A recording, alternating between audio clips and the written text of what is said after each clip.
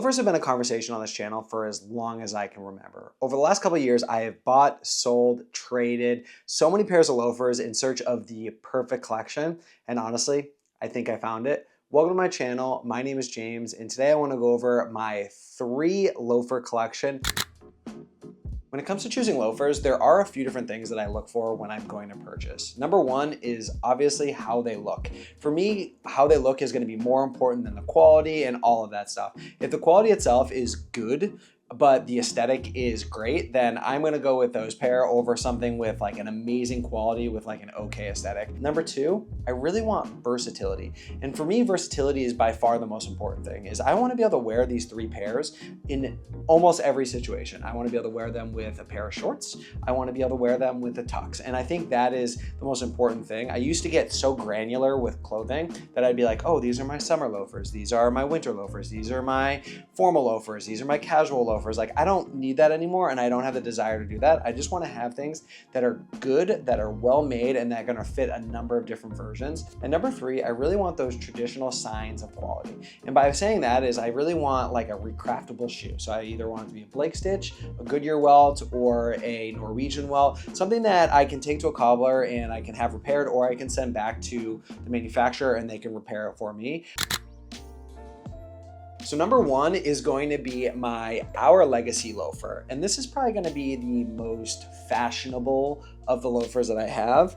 And honestly, I love it. When I saw it online, I ended up getting it on sale, and it to me was like the perfect loafer. I was on the fence between a JM Weston 180 loafer and this loafer, and I'm really happy that I went with this. Granted, the JM Weston loafers are on my list at some point in the future, but not anytime soon. But this is exactly what I have expected from Our Legacy. I think, again, the quality is gonna be great, but they have that Our Legacy kind of zhuzh. And to me, I think they do such a great job of taking something that is a traditional garment and just adding their kind of flair to it. And a good example for that is the leather itself is gonna be a little bit of a shinier leather, very similar to what you'd see a binder leather be on like a church's shoe or something like that. I wouldn't necessarily say it's the best leather in the world, but it's definitely not like cheap, crappy leather.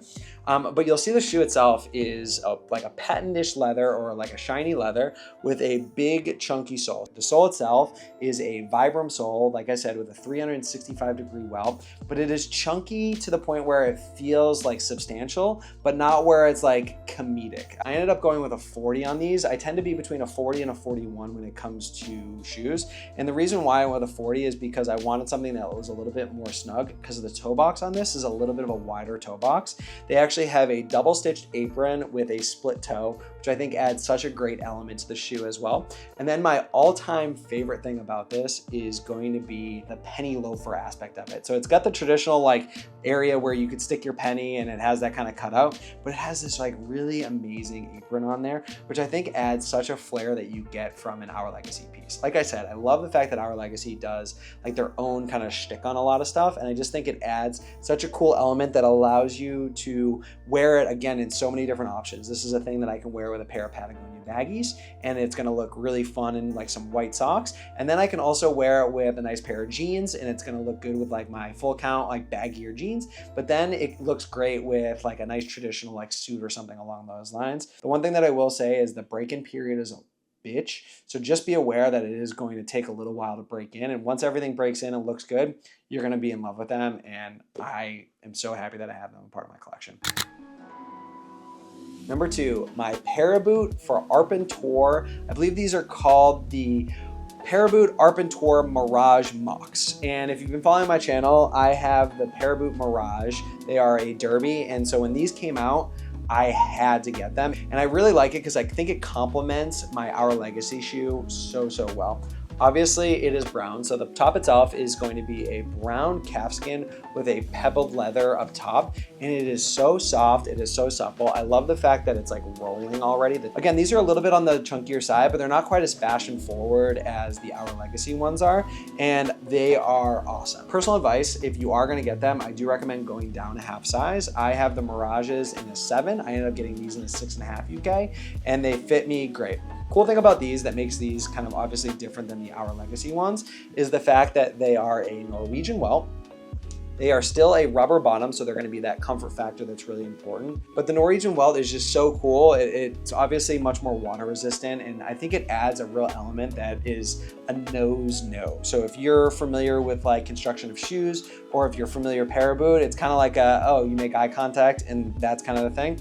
And these have been great too. Again, this is a great contrast to my black loafers that I just feel like are great to wear, but sometimes I want to wear a little bit of brown, or maybe I'm wearing like beiges and stuff like that, and the black just kind of clashes. The brown is a perfect example. You don't always want to have to wear black to like weddings and summer, things like that. This is a great example for that. And again, it is so versatile. It allows you to wear it with, again, a pair of shorts. You can wear it with like a nice pair of chinos. You can wear it dressed up. And then again, if you want to go to a wedding and you are a little bit more of a casual wedding, the brown is great for this. And then you're getting all the benefits of Arpenteur, which does an amazing job of like curating pieces, kind of take traditional garments that they have and like really emphasize quality with material and things like that. And then obviously Paraboot is just one of the best shoemakers in the world, at least in my opinion. If you haven't checked out these, or you haven't checked out the Morjas derbies, definitely something to think about. And honestly, I think this is, like I said, a great contrast to what I already have.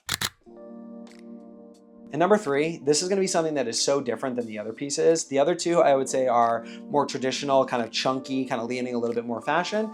And then this is my dainty little loafer. This is the Morjas Belgian loafer. I got this maybe a year ago at this point, and I got it for a wedding. So I wanted to wear a nice wedding shoe, and this is perfect. So I'll wear this with a tux, and I know that is probably a faux pas for like really traditional tux wearers. You should be wearing like opera pumps or patent leather shoes or something like that. But I don't go to places like that. Most of the stuff that I'm gonna be doing is like they're gonna be wearing watches if they rented their tuxedos. So this is perfect for that. But weirdly enough as well is it's like really great as a summer slip-on with no socks loafer. The upper itself is a black deerskin leather with a leather bottom, and then this one itself is Blake stitch. Again, I wanted something that I could wear and have recrafted. This is a great example of that. I don't wear this one as much as I would maybe the other two, but this is kind of like a really good, again, give you versatility and contrast between the other pairs that I think is really great.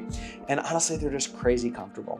I will say that I did buy these when they were like $290. I think they are $350 now, which is a pretty substantial increase in price. I don't know what that looks like with tariffs and things like that. However, I was just on the website looking at like the Belgian loafers or Belgian company loafers, and those are like $800. So, I mean, I couldn't imagine that shoe being like 4x better or 3x better than this shoe.